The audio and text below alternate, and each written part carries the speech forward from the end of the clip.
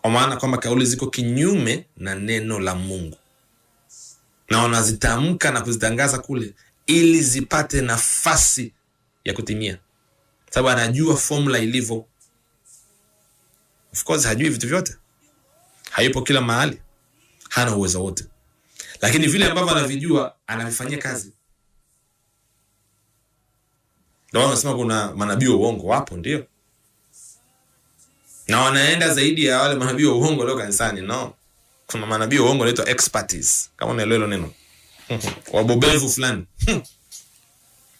lakini kichocheo chao, hamasa yao sio ya Mungu, sio ya ungesema ya sawa, sio wana wa mfalme, lakini sio ile genuine tu ya ungesema ya kawaida nzuri tu ya heshima. No. Wao wanatokea ule upande wa giza, na wako pale kufanya kazi za yule muovu ambaye ni baba yao, na ili wazifanye lazima wazizungumze kwenye ulimwengu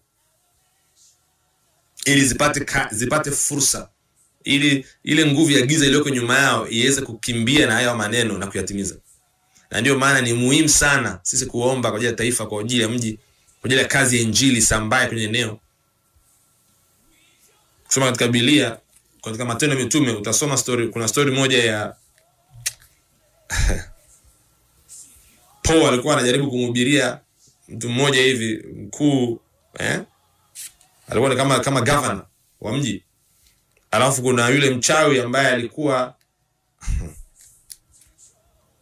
katika ile eneo, akawa anajaribu kumzuia yule governor asipokee injili, asije kwenye kweli injili. He was trying to, yani alikuwa anajaribu kumdistract, kumtoa katika reli, asipokee injili ambao Paul alikuwa anahubiri.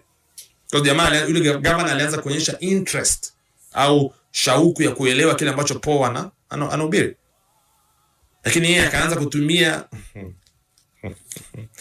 dark art, nguvu ya giza, jaribu kumtoa jamaa, kumsway, kumuondoa kwenye njia.